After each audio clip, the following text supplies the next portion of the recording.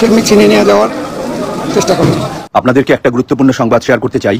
সেটি হলো, আমি দায়িত্ব নিয়ে বলছি, বিমান বাহিনী সূত্র আমাকে একটু আগে নিশ্চিত করেছে শেখ হাসিনাকে উনি ক্যান্টনমেন্টের ভিতরে আছেন।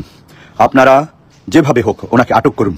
শেখ হাসিনা জাহান্নামে বসে পুষ্পের হাসি হাসছেন। শ্রোতা, শেখ হাসিনাকে নিয়ে এটা কি খোঁজ পাওয়া গেল? দর্শক শ্রোতা, শেখ হাসিনা কি তাহলে শেষ পর্যন্ত দেশে ঢুকলে এবং কোথায় রয়েছে, ক্যান্টনমেন্টে রয়েছে না কোথায় রয়েছে, সে বিষয়ে আমরা বিস্তারিত জানবো। এবং গোপন একটি তথ্য পাওয়া গেল যে শেখ হাসিনাতেই নাকি দেশে ঢুকেছে অবশেষে। তো আজকে ভিডিওটি খুবই ইম্পর্টেন্ট ভিডিও, যার কারণে সম্পূর্ণ ভিডিওটা না টেনে দেখতে চেষ্টা করবেন। তো কথা না বেরিয়ে চলুন আমরা ভিডিও মূল আলোচনা চলে যাই। ভিডিও মূল আলোচনা চলে যাওয়ার আগে আপনার কাছে আমার ছোট করে একটু অনুরোধ, আপনি প্রত্যেক মুহূর্তের আপডেট পেয়ে চাইলে অবশ্যই চ্যানেলটি সাবস্ক্রাইব করে দেবেন এবং পাশে থাকা বেল আইকনটি ক্লিক করে দেবেন, তাহলে প্রত্যেক মুহূর্তের আপডেটগুলো সবার আগে পৌঁছবে আপনার কাছে। তো সব কথা না বেরিয়ে চলুন আমরা আসলে ঘটনাটি তাহলে বিস্তারিত দেখে আসি।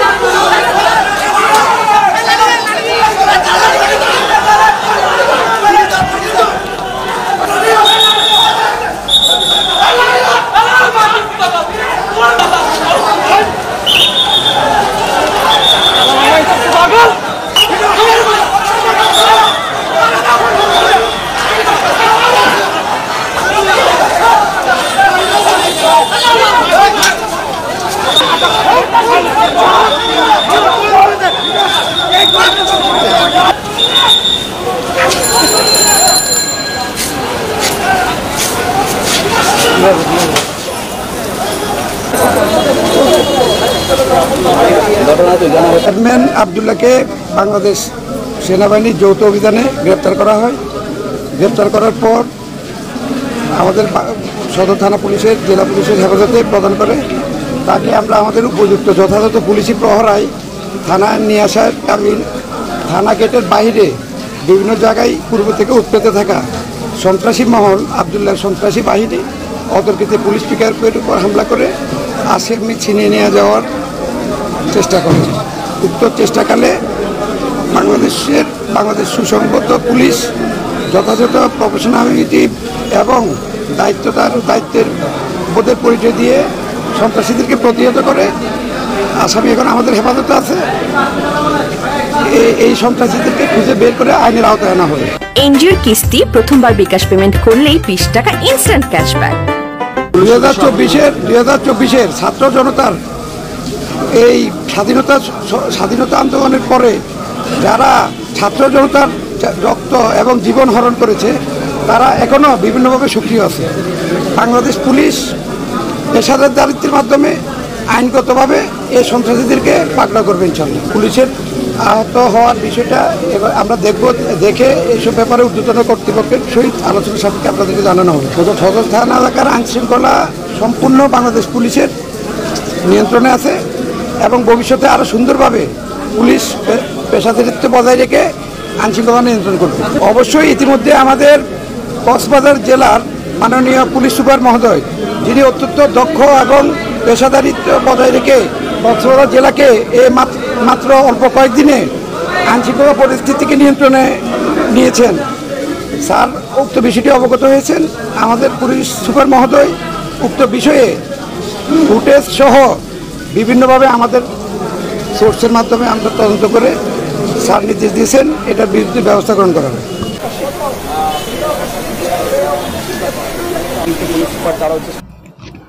তো দর্শক, আপনার এই ভিডিওটি দেখলেন। ভিডিও দেখে যদি আপনার কোনো মন্তব্য থাকে তাহলে অবশ্যই কমেন্ট বক্সে আপনার মূল্যবান মন্তব্য জানিয়ে দেবেন। দর্শক, এখন আমরা পরবর্তী আরেকটি ভিডিও দেখবো, যেটা দ্বারা আমরা আরও কিছু তথ্য আমরা জানতে পারবো। দর্শক, চলুন আমরা সেই ভিডিওটি বিস্তারিত দেখে আসি। শেখ হাসিনা জাহান্নামে বসে পুষ্পের হাসি হাসছেন। কোনটি জাহান্নাম আর কোনটি পুষ্প সেটি নিয়েই আলোচনা করব। জাহান্নাম কেন বলছি? জাহান্নাম বলছি এই কারণে যে শেখ হাসিনা দিল্লিতে আছেন বিনা স্ট্যাটাসে, রাজনৈতিক আশ্রয় যেটাকে বলে পলিটিক্যাল অ্যাসাইলাম, সেটা তার ভাগ্যে এখনো জোটেনি, ভারত সরকার সিদ্ধান্ত নেয়নি। কিন্তু কূটনৈতিক পাসপোর্টধারী হওয়ার কারণে 45 দিন পর্যন্ত তিনি ভারতে অবস্থান করতে পারবেন। সেই সময়সীমা প্রায় শেষের দিকে।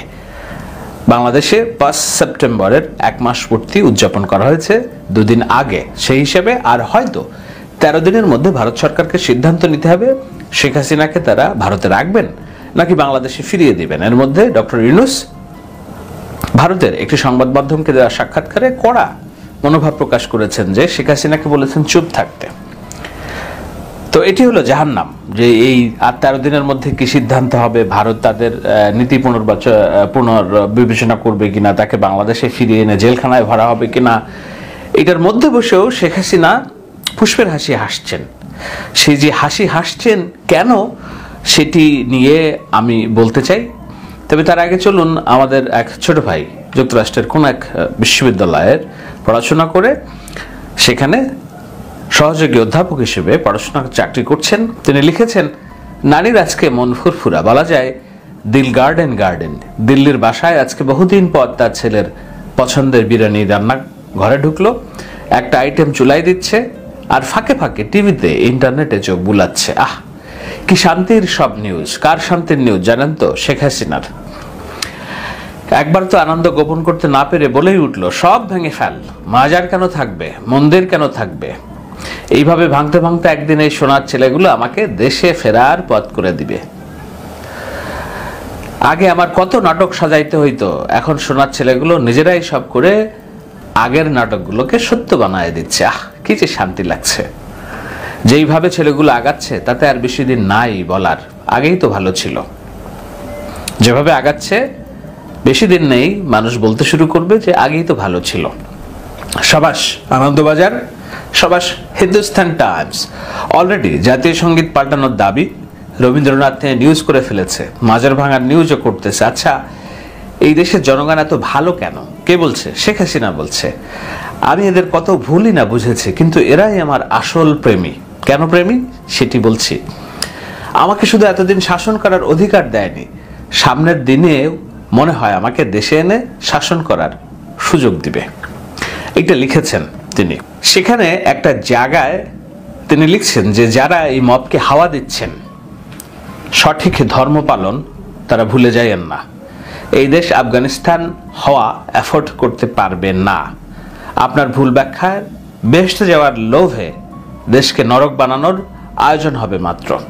এদেরকে চিহ্নিত করে দৃষ্টান্তমূলক শাস্তির আওতায় না আনলে এই ধরনের মব দেশকে বিশ্বের সামনে একটা ধর্মান্ধ মৌলবাদী জনগোষ্ঠীর অভ্যুত্থানের যে বয়ান নানি ও তার সমর্থকরা দিয়ে যাচ্ছে, নানি মানে শেখ হাসিনা, সমর্থককে ভারতীয় মিডিয়া, সেটাকে প্রমাণ করেই ছাড়বে। কি প্রমাণ করে ছাড়বে? যে এটি একটি ধর্মান্ধদের অভ্যুত্থান। তারপর নানির পাপ লঘু হয়ে যাবে।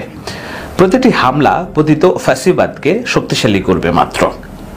যেসব এলিট জাতীয় সঙ্গীত পাল্টানোর দাবিতে হাওয়া দিচ্ছেন, মাজার সহ নানা বিশ্বাসের জায়গার হামলাকে ইগনোর করছেন কিংবা সমর্থন করছেন, তাহলে আপনিও ফ্যাসিস্ট এনাবেলার। আপনাদের শুরুতেই হয়তো অনেকের দ্বিমত তৈরি হইতে পারে। দ্বিমত যেন না তৈরি হয়, এজন্য আমি আরো দুটি স্ট্যাটাস পড়ব এই আলোচনার শেষের দিকে। কেন বলছেন এই ভদ্রলোক যে যারা এই মবকে উস্কে দিচ্ছেন তারা ফ্যাসিস্ট এনাবেলার? ফ্যাসিস্ট এনাবেলার মানে গণহত্যা। শেখ হাসিনা যে ফ্যাসিস্ট, সেই ফ্যাসিস্টকে কিভাবে আবার পুনর্বাসন করা যায় সেইটার একটা পথ তৈরি করে দিচ্ছেন।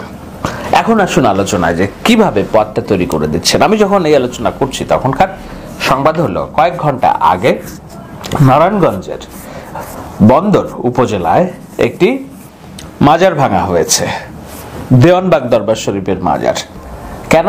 অভিযোগ কি? যে এটি হচ্ছে এখানে পূজা করা হয়, দেওয়ানবাগীরা মুসলিম না।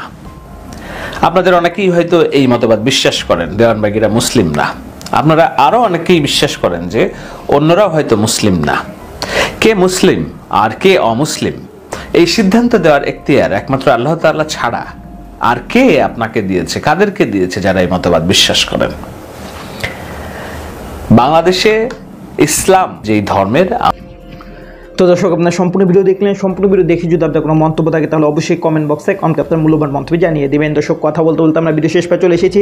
ভিডিওকে শেষ করার আপনার কাছে আবার অনুরোধ করছি, আপনি প্রত্যেক মুহূর্তের আপডেট পেতে চাইলে অবশ্যই চ্যানেলটি সাবস্ক্রাইব করে দিবেন এবং পাশে থাকা বেল আইকনটি ক্লিক করে দিবেন, তাহলে প্রত্যেক মুহূর্তের আপডেটগুলো সবার আগে পৌঁছাবে আপনার কাছে। তো সব নিঃশেষ করে ভালো থাকবেন, সুস্থ থাকবেন। আল্লাহ হাফেজ।